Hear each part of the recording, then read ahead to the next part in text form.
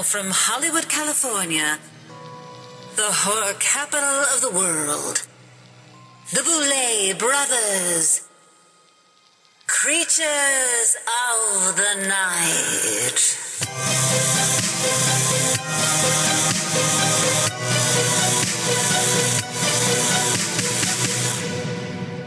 Welcome to the Boulet Brothers Creatures of the Night post-mortem recap for the Boulet Brothers Dragula Season 5, Episode 5. As always, we are your ghost hosts, the Queens of Darkness, the Boulet Brothers Dracmorda and Swanthula. And as the creators of the Boulet Brothers Dragula, we are here to recap Episode 5 of the show, talk shop with you all, and share some tidbits that only we, as the show's directors and creators, would know. Yes, let's get into it. Let's get into it. First of all, I want to thank everyone at home for watching and supporting the show. You are really the reason that we do this, and we love seeing all your feedback online. Everyone has been very engaged in it, and the competitors are really getting a lot of fans, and that excites me, and they're getting booked everywhere, and I just love to see them blossom. I mean, that's kind of like a big part of why we do what we do. And I just want to say it too, from like my perspective. Of course, we love our fans, and they've been growing like this dark army since way back in season 1. Yeah. But I have to say there's something special about this season. There's something special about season 5 in the way that the fans have been supportive and interactive, and even, you know, some negatives and arguments and like stuff that comes out. But what it means is people are really passionate about the show, the diversity, the challenges, the competition, and just seeing queer artists on this level. And I love it. I do too. I love it.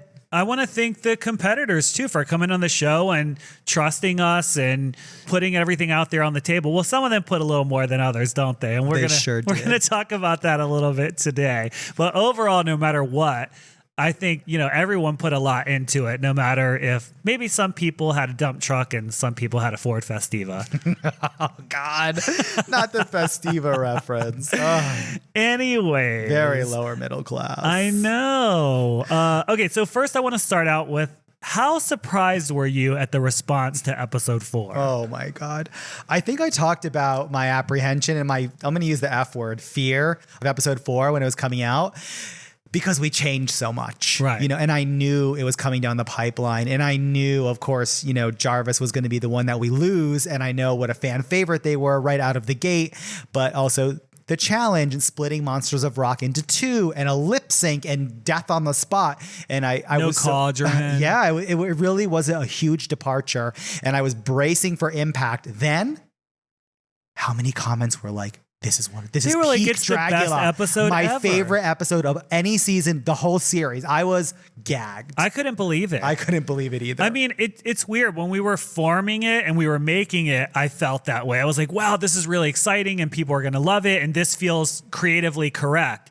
But then months go by, and then you know it's coming out, and you're like, oh, I don't know, like, wait a minute. That thought's like a little demon goblin, like playing with your brain, like as those months tick on.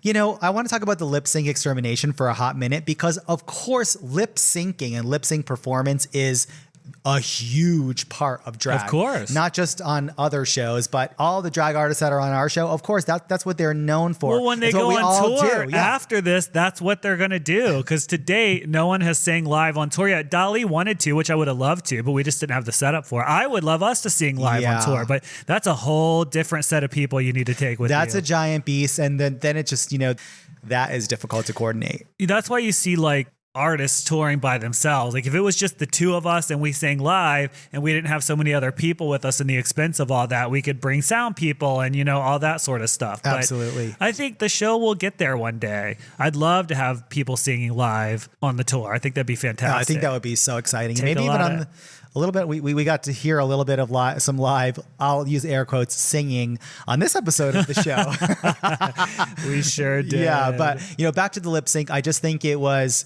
a smart decision to put it out there because it is such a huge part of the drag world.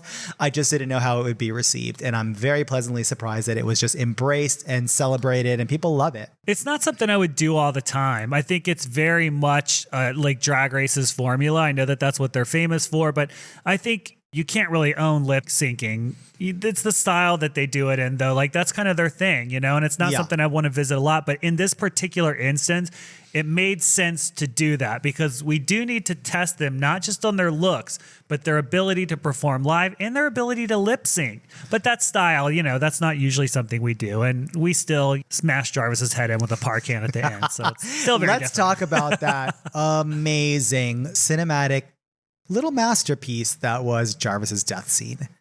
Maybe the best death scene of the series. You think so? Yeah, I actually do. I actually do. There's so many good ones this season. I kind of want to take a poll at the end and see what people think. But this is the first time we've been able to direct the death scene. So I'm excited that people notice the difference and they like it. Oh, yeah. And God, you're making me self-conscious now. I'm not talking from that perspective, like it's the best because we directed it. I just feel like today it is like definitely one of the most beautiful, and it's so congruous with Jarvis's character, both in Dragula world, but also outside of Dragula world.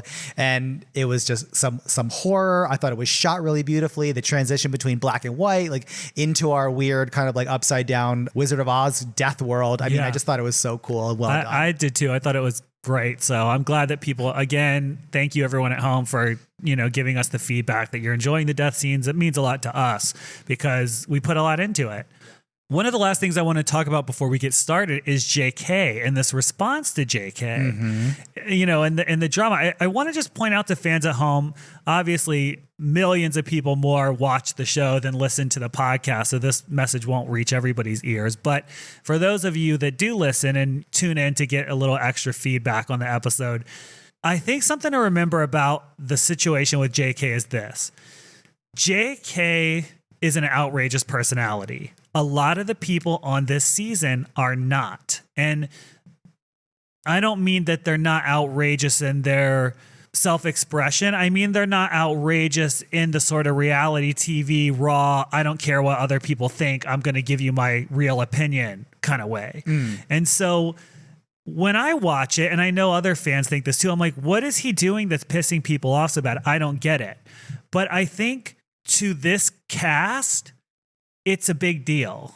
Like the things he says registers as big because nobody else is saying anything. Yeah. Like everyone's getting along so well and they're being so respectful. It's like they're sort of like they have their work hats on, right? It's like they've showered that day, they've went to their 9 to 5 and clocked in, and they're going to be polite and they're not going to be confrontational like that. Yeah, and I think from the outside, we see people showing up for work, and then we have this one sort of like caustic character who sticks their neck out and says like, I feel like this, I feel like that, which is great reality television. And it's really good for the competition because that means your emotions and your feelings are sort of bubbling right at the top. But that stress, the stress that creates that bubbling emotion applies to everybody. So even if the other 9, 10, 11 contestants are kind of together or they're a little bit more focused on the competition and not being like spicy in the lab, they're still under a lot of stress. Yeah. So the minute that someone like JK sticks their neck out, bam, like there's your target. And we see, I mean, it is just disproportionate. So many people are coming for JK throughout the whole season so far. Well, I mean, again, who's saying anything else? If JK was, and I'm talking about at this point in the competition because that changes later on. But at this point so far, no one else is sort of challenging anybody or calling them out or sort of saying anything that would rub anyone's feathers the wrong way. So there's really no reason for anybody to get upset at each other, And how authentic is that? I don't know. Yeah. I guess I'll leave the audience, everyone can have their own opinions about it, I suppose. Cynthia is not going to start something, but she'll definitely go all in to try to finish it. And she said that. Yeah, she said that off the bat. She's like, I'm not the type of person I think she said it in her interview. I'm not the type of person that's going to start something, but I'll definitely finish it. So the two of them together is creating this automatic. Oh, and there's such a good moment during episode 5. I mean, there's a little bit with Blackberry and Anna, but that really didn't go very far either, did it? We'll see what happens. But all right, I think we should take a quick break. And when we come back, we are going to dig right into episode 5. Stay tuned, uglies.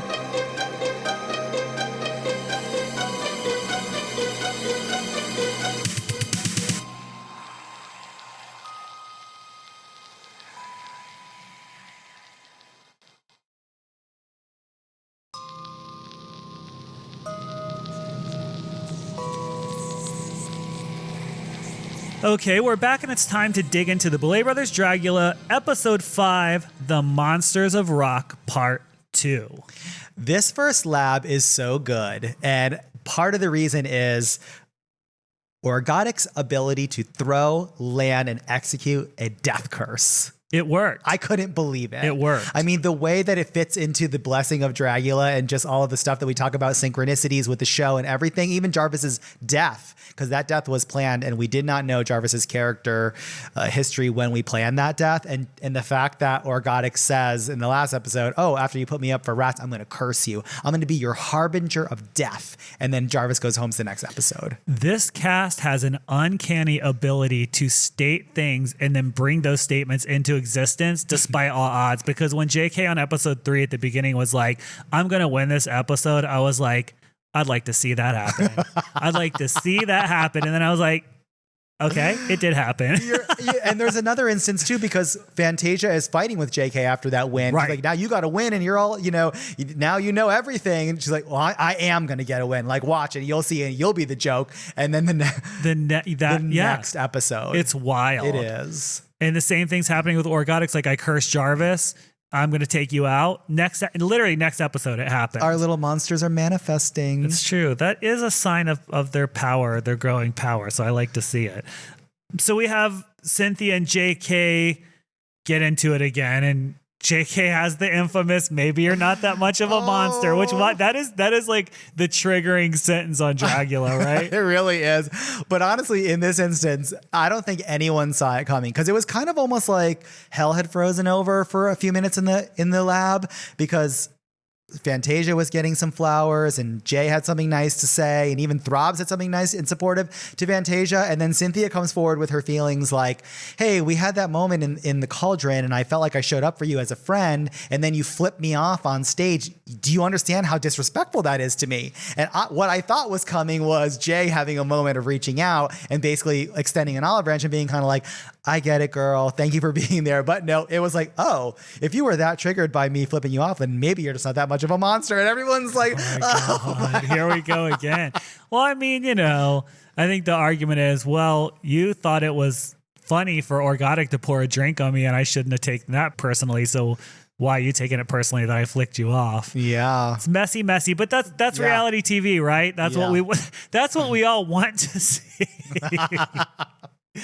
Nobody wants to sit down and watch them all get along, right? No, that's not very fun. Okay, so then we do challenge issuing. We clarify that there are 2 looks. I think that's important to do because in past seasons, at least one person has been confused about the fact that there was 2 looks, even though we tell them 100 million times. But I think it's important to reiterate for the audience that we do tell them that they need 2 looks. Yes. And we tell them that they have to go and record their vocals for the song. So why did we do this, but then you didn't hear it? I want to address this now because people might ask this. We had them go record their vocals, but then you don't see it in the floor show. Here's the thing. We wanted them to record their vocals because whoever wins the challenge, their vocals will be on the song. So we have to record everybody's vocals while they're here in town. So that's what we did.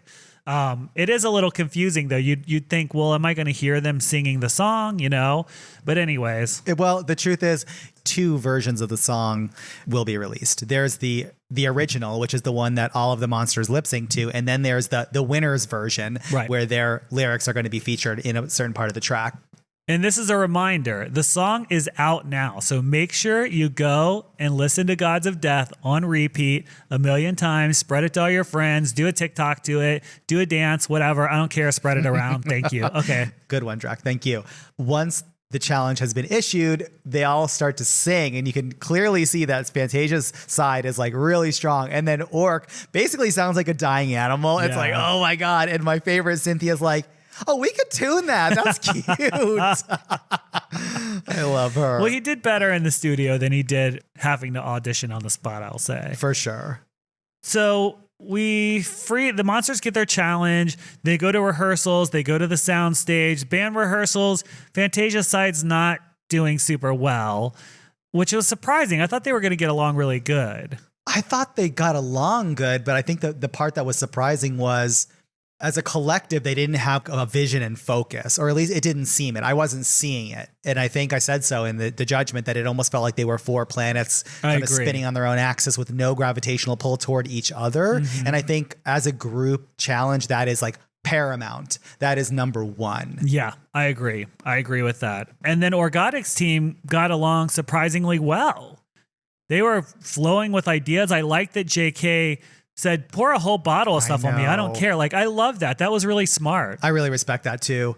And it was kind of like a surreal moment when the fantasy of Dragula, because Dragula is a fantasy that we've created, a dark glam horror fantasy, but the fantasy of the show and the reality of its creators, the two of us, kind of come together. And to have the monsters in Tomas's recording studio where we have recorded all of our music was so strange. It was like an episode of The Twilight Zone. I thought so too. So for listeners at home, this is one of those kind of behind the scene things. The recording studio where the monsters were is where we have recorded every song we have ever released. So that is our music producer studio. Tomas, he works with us on all of our music. He also works with us to create the tracks for the floor show. So we work back and forth with him on picking the sounds and the different things that you hear in the floor shows that make those up, and our original music that has our lyrics and stuff on it. So yeah, you're right. It was weird to see them in there. It was really surreal and kind of fun and cool. I felt like we were full circle in a way. So the ghouls are working on their look. We need to talk about our look. Okay, what do you want to say about Bitch, it? this look, my God. This is a Masters of the Universe inspired black and red lamprey armor fantasy with that cunty little silver slick back wig and that arterial blood splatter makeup. Dead. You loved it? Dead. It was fun to paint that day because it was like you paint everything perfect, but then we kind of slop it up with the splatter. Which you know I love to You do. love the I splatter. Really do. Yeah. Even the drips too. I'm like, I know it wasn't your favorite and it wasn't because of the makeup. It was because of the hat. Yeah. But for the haunted hotel, like there was like kind of like organic drip and spray. I did like that. I thought the makeup for episode 3 was great. And this one too, it was fun to do. I like to be able to go a little bit outside of the box. We don't ever go too crazy on the show because we have to represent, our image, but we went in a little bit with the makeup and I think it really created like this really critical, vicious look, and people were like, "Oh my God, Swan, you look like so angry." Really? Like, Are evil. people saying that? No, that day. I remember being on set and people were like, "Oh my God, whatever you did with your eyes," because they were really articulated way up, more extreme than I normally paint. I call this our Hordak armor. I love Hordak armor. I wear Hordak armor every day if I could. It just feels correct. Oh, it looks correct. It feels correct. It evokes the right vibe. I love this look. Yeah, and our friend in Italy makes these looks for us. We usually do like at least one a season. I think we might have done 2 on episode 4, but we work with him to design them. He does such a great job. He's the best at it. He's the best armor maker of all. So happy with him, and everything it's overseas shipping too. So I'm always like, oh my God, is it on its way? But it always arrives. It always looks amazing. And we actually have some more pieces of his coming up in the finale. That's right. So we did 2 on the season 2. So let's talk about our judges this episode. So here to help us judge this week's floor show is none other than the winner of the Boulet Brothers Dragula season 4 and one of the stars of the Boulet Brothers Dragula season 2, the one and only Dolly. And a featured artist on Dragula Resurrection, Dolly. Yeah, Dolly's been on a lot of stuff. Yeah. I thought this was the perfect challenge to have Dolly on. If those of you at home don't know, Dolly has been doing music way before they ever did drag. And in fact, back when they started doing drag, we were doing Dragula as a live event. And I remember we had friendly connections, and I remember reaching out to him and being like, I want you to come and do live music at Dragula. And he was like, oh, I don't know. Like, I've never done it in a club before. He's always done it on tours and things like that. And I was like, but now that you're doing drag, you should sing live. So we got them to come out and perform live at the Dragula party, which I thought was so fun. Awesome. And who knew deadly good. The connection would just be, How many times has that happened to us? I know. It's so crazy. Yeah, I think there's a lot of synchronicities like that. And let's move over to our other judge. We have Jasmine Bean on as our second guest judge. This is like a full circle thing too, because Jasmine was a fan of the show, I think, before the music career really kicked off. Yeah, before. I heard that they wanted to audition for the show, but then the music really kind of exploded, but they've always stayed connected. And of course, we know a lot of Jasmine's music exposure through the show and through Hoso, who took Puppy Pound on tour and like other songs and performances. So secretly, Jasmine is a little bit of like part of the soundtrack of the tour and like Definitely. traveling. And Jasmine used to sneak out to the events before they were of age. So that happened Which of course too, we love and support. which I love. And when I talked to them on the phone, like a couple of months back, and they were like, oh my God, I really wanted to audition for the show, but I was underage and I don't know, blah, blah. And I was like, it's so perfect because then they created this persona and this music career and it took off. And I'm so proud of them and what they've been able to accomplish. So it's really cool. inspiring. And Jasmine is so chill. They were on my side of the booth, so we got to kind of kiki for a while. Very dry humor, and I do think you see some of that in the show. Hilarious. Yeah. But I thought the feedback about the authentic punk performance was really well said and valuable. Yeah, I'd love to have Jasmine back. I think they're a great judge. I think so, and too. Dolly, of course, is so mild but precise in their criticism. I appreciate their feedback a lot, both of them. So then we have the floor show. Yes. The Monsters of Rock Battle of the Bands floor show. How do you think it rated compared to previous seasons? I thought it stood up very well when we compare all of the seasons and all the performances of Monsters of Rock. I thought Orgotic's band is probably like in the top 2 or 3 bands that have competed across the series. There's 2 bands every season, so we might be like 10 or 12 bands by this point. I do think back to PMS's legendary performance on season 2 because it was so good. Yeah. I mean, the performance was just out of this world and it was so crazy and punk and boisterous. So it had a lot of that. But what it didn't have was some of the stuff that Orgotic's band had was just this immediate iconic look, and it was so him, but everyone got to appear with their own flavor. So I just thought it was so well handled and it was really entertaining. Yeah, I think so too. I think if I had to compare it to previous seasons, yeah, season 2's Battle of the Bands was pretty fantastic. And I actually think season 3's was really good too. But so I would say season 4's was I think season 2 maybe has done it the best so far to me. What do you think of that? Yeah, I think so. But I will say they had a lot more time. I think they had an entire week to get ready for that and rehearse and all that, which is definitely not what they had here on season 5. Yeah. But I still think they did a great job. And I think Orgotic's band clearly won. They were more cohesive. They have more gags and tricks, and you could feel that they were enjoying being on stage. Oh yeah, it was joyous, and they felt like a band, not 4 planets with no gravitational pull. They felt like a solar system, a rock and roll, dark glam solar system. So Orgotic's band wins, and Orgotic actually wins the challenge overall. So congratulations again to Orgotic on snatching the win and being featured on Gods of Death, which is the first time we've ever had a Dragula competitor be on one of our songs. So fun. And I think you did a great job. Definitely, again, go listen to it and let us know what you think, if you think you did good or not. Let us know your thoughts as long as they're good. Let us know your thoughts as long as they're positive. No. Exactly. So then after this, we go to the Cauldron. Yes. And so we have Anna and Neo up for extermination. I have to say, I think that Anna had an incredible attitude. I think Anna had the right attitude about this extermination. What do you think?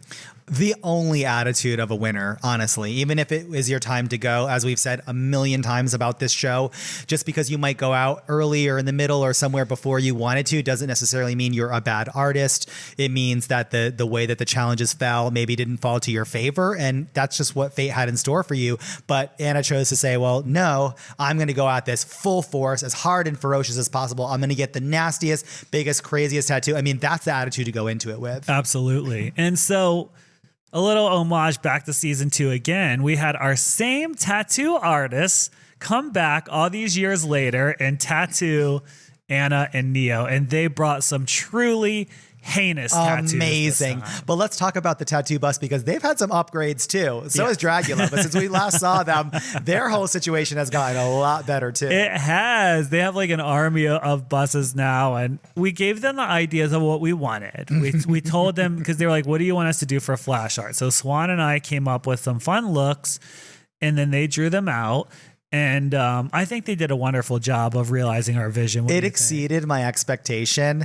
And Anna decided to put some stank on it. Not only clapping back to one of the first memes of Dragula, season 1, not tonight, but put a little British accent into it. And then the double entendre, not tonight, not tonight. I couldn't get enough of that. So, I mean, both of them, I don't know which one was worse because getting that on your stomach, I don't know what's worse. And I asked Anna, I was like, Anna, what are you going to do when you hook up with, when you hook up with people, are you going to warn them? Or are you just going to be like, we're back at the house, surprise? And Anna said, it's an invitation. It's just going to be a surprise. She was like, it's just going to be a surprise. And I'm like, more power to you. Brilliant. So the tattoos were fantastic. Both of them did an excellent job. I think this one really came down to how they've performed in the competition so far in terms of who went home. But as far as who got the worst tattoo, I think they were neck and neck. Yeah, thematically, they were very similar. I mean, they both had positive attitudes. They were a lot of fun. They both went at it full force. Yeah. Neo did not take it for granted and think, I've been doing pretty good. They're not going to send me home and get some little tattoo. Yeah. She went full ham. Yeah. Yeah. The placement, too. It's like undeniable. Yeah. And so then we discover that Anna is the one that goes home. She's wandering around in the haunted house. And you're hiding under one of the ghosts. Yes. Just give her a good stab, a good classic stab. I appreciated it. I thought it was a great slasher movie style kill. Yeah. It was really fun. That room was, remember, the room was like maybe like 20 by 20 and there was like a million of those like shrouded figures. I got lost in there. Yeah, remember that? So I was directing that one and you were in it. And we had everything set up. We had to shoot it so many different ways. It seems when you watch it, it's like, wow, that must have been really easy. It was not really easy. We were there like for a million hours. And but film anyway, is just like that all the time. It is. It's like every little move you make, it's like you're shooting it so many times. But Swan, you walked back in for that one pickup scene and you went and stood somewhere. And I was like, hey, you're not even in front of the camera. I was like, what are you doing? You're like, yeah, right. I'm like, you thought I was messing with you. I totally thought you were messing with. I thought you'd moved the furniture around when I left. But the fact was I came in from a different way. I have my contacts in. I'm shrouded. I know. It was a lot. There was a lot. So when I was standing there, I'm like, why are the cameras not pointed? Why is the light over there? Like, what the fuck is this team doing? Your internal compass failed you once again. Oh my God. I fall victim all the time. It was so hot in there too. And Anna was in all that latex. Oh, she was a good sport that day. Yeah. Very good sport. But everyone's been great about the death scenes. I think the death scenes, it's fun for them. It's a feature. Of course. You get to star in your own horror movie. A movie. little featurette. It's amazing. Yeah, it's great. On that note, now that Anaphylactic has been laid to rest, we are going to take a quick break, and when we come back, we will be reaching into our bag of listener mail.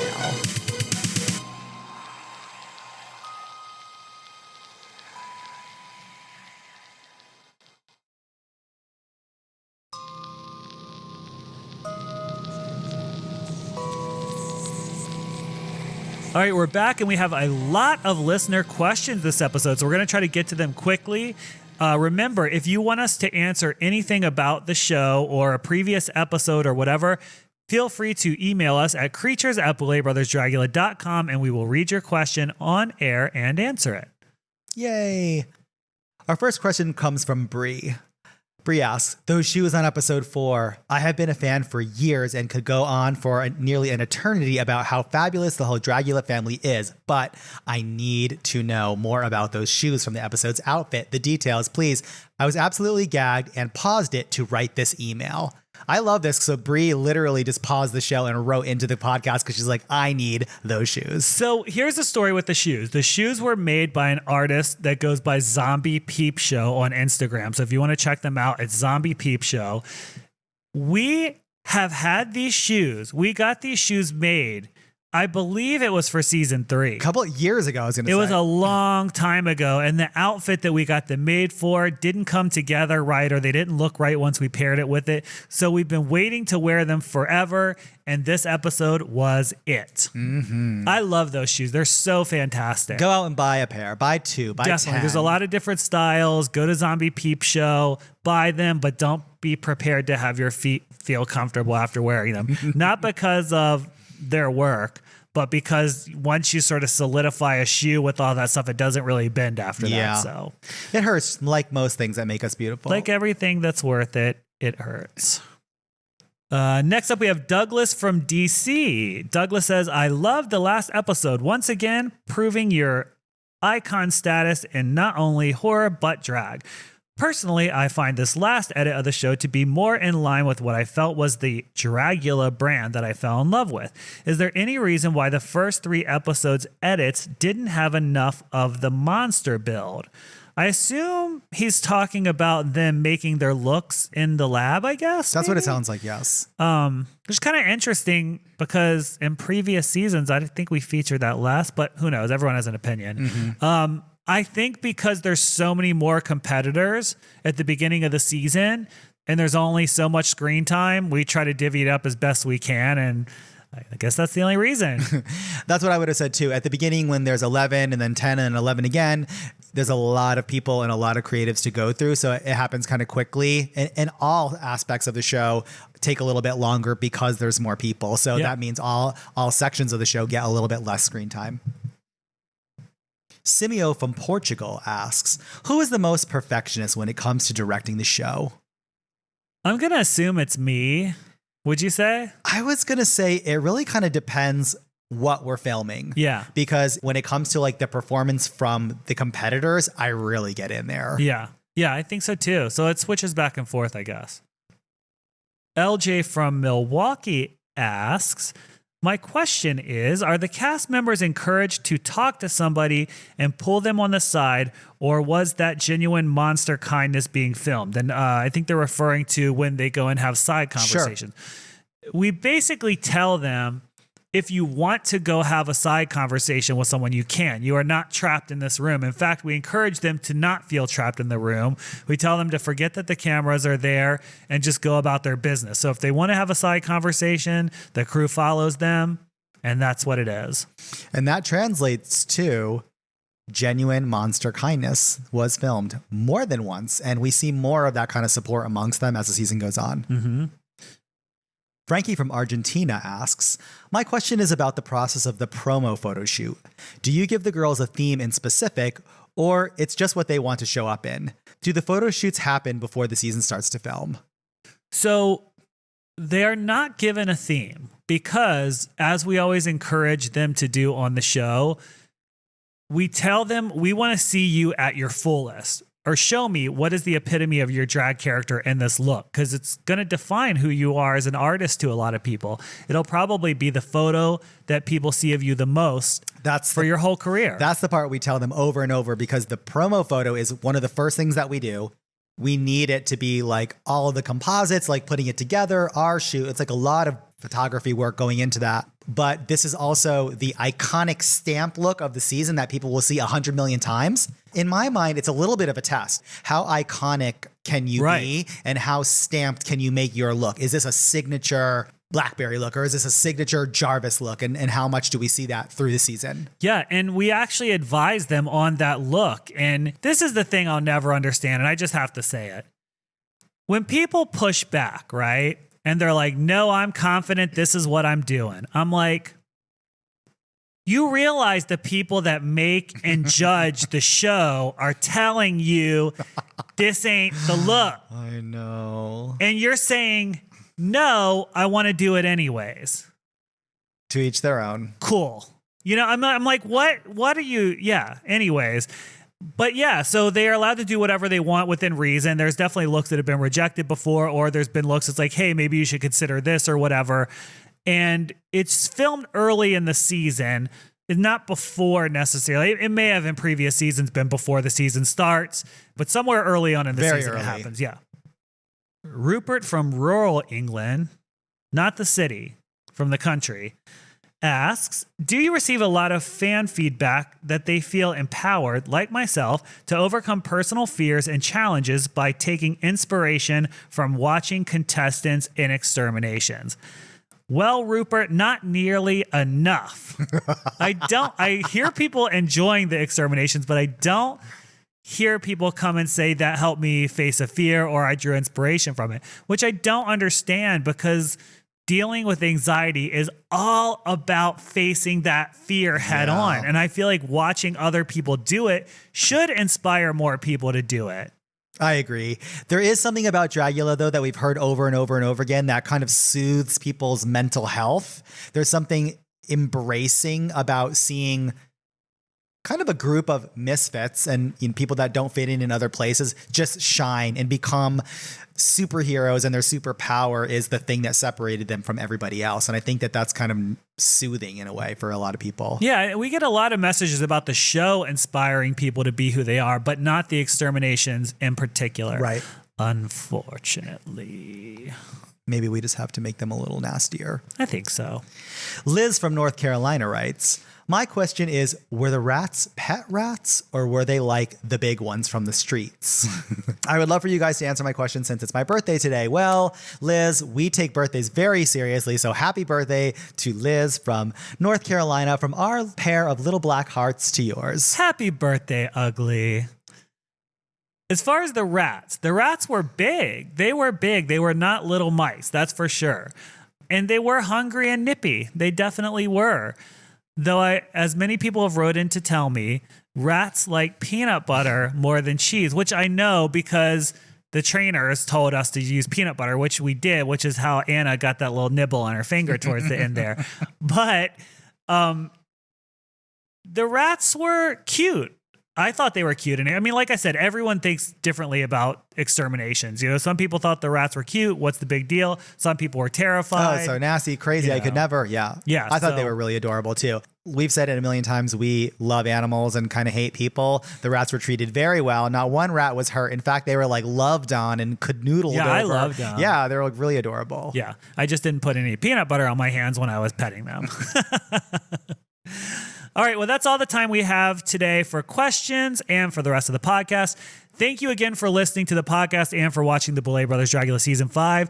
If you have questions for us, make sure to send them to creatures@bouletbrothersdragula.com, and we will try to answer them all live on air. Until next time, uglies, we'll see you soon.